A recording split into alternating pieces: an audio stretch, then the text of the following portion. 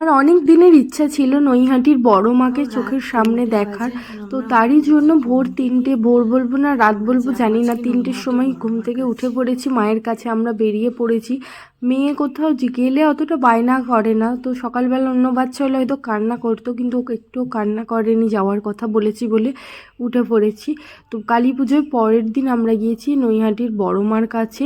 আর মা চেয়েছে বলেই হয়তো আজকে আমরা যেতে পেরেছি। আগে আমি অনেকবার ভেবেছি মায়ের কাছে যাব, আর ফোনে অনেক রিলস ভিডিও দেখেছি, আর দেখা মাত্রই আমি প্রণাম করতাম আর মাকে জানাতাম মা আমি তোমার কাছে যাব একবার।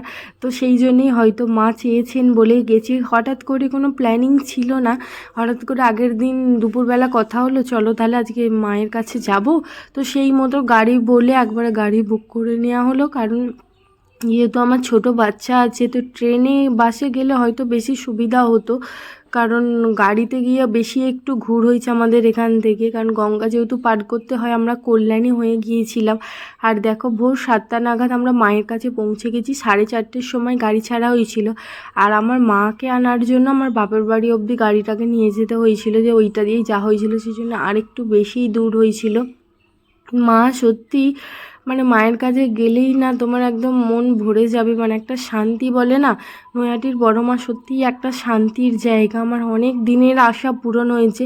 ওই জন্য বলে না, মা যদি কিছু না চায় সেটা কখনোই হবে না।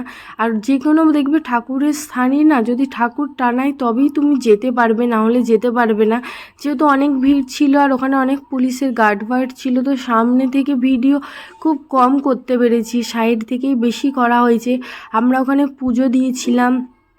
পুজো তো তখন হয়নি, হয়তো পুজো হতেই কালী পুজোর পরের দিন গিয়েছিলাম, ভোরবেলা হয়তো পুজো শেষ হয়েছে, সেই জন্য বলেছিল দুপুর 12টা নাগাদ পুজো আবার হবে।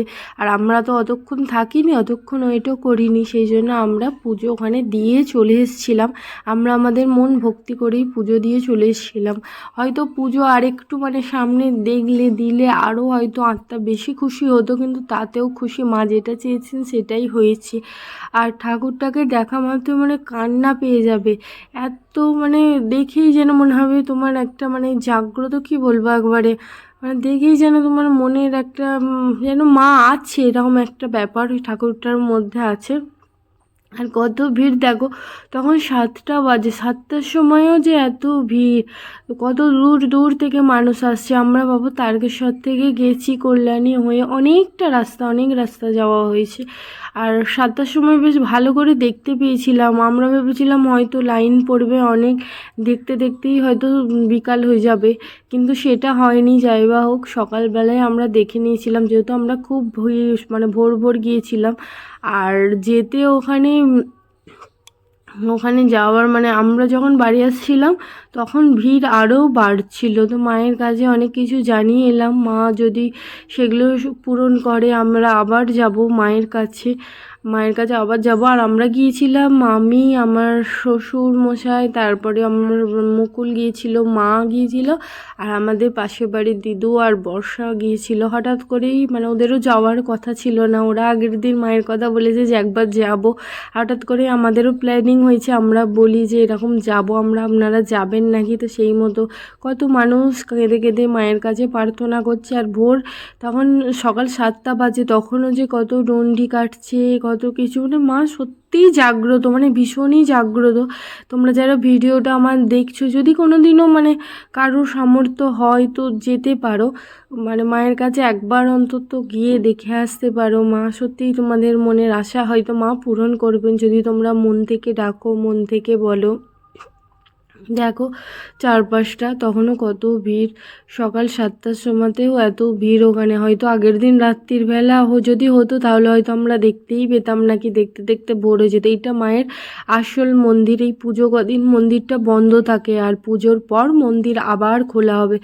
ডন্ডি দিচ্ছে, কত মানুষ ডন্ডি দিচ্ছিল তখন অত সকালবেলা, আর গঙ্গা থেকে উঠে সবাই ডন্ডি দিতে দিতে আসছে।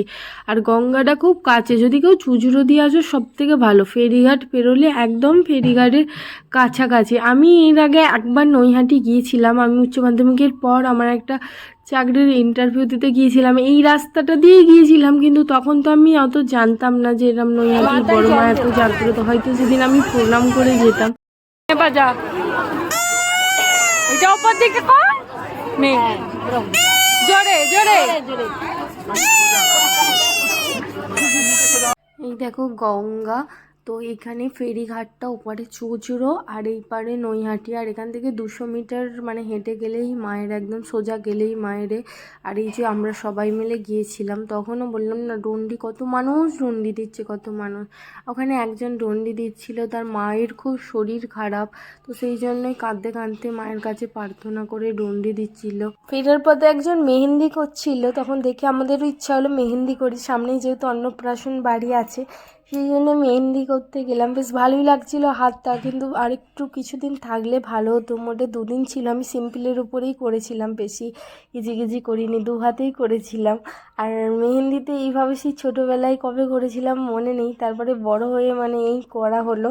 আর আমার দেখে দেখে ওখানে মুকুলও দেখলাম ট্যাটু করছিল, আর বর্ষাও একটা ট্যাটু করলো। মুকুলের ট্যাটু করতে ভালো লাগে, কিন্তু ওদের তো পার্মানেন্ট ট্যাটু করার মানে চলে না, ওই জন্যে এইরকম এই ছাপগুলো মেরেছিল। আর সবাইকে বাড়ি এসে বলছিল আমি ট্যাটু করেছি, ভালোই লাগছিল, তোমাদের কেমন লাগছে জানাবে করে না। তারপর আমরা এখান থেকে মেহেন্দি ফেহেন্দি করে একটুখানি একটা ওই হালি শহরের একদম পৌরসভার সামনে একটা পার্কের মধ্যে ছিল, ওই পার্ক হয়ে একটুখানি ঘুরে গাড়ি বাড়ি চলে এসেছিলাম। আর আসার সময় ছুটিপুরে গিয়েছিলাম, ছুটিপুর যে পার্ক আছে, কিন্তু ওরা বললো ওই পার্কে এখন তো শীতকাল নয়, সেই জন্য এখনও মানে ওই পার্কে সেরকম কিছু দেখার নেই। আসার সময় আর একবার বড় মাকে প্রণাম করে প্রার্থনা করে আবার যেন মায়ের কাছে যেতে পারি।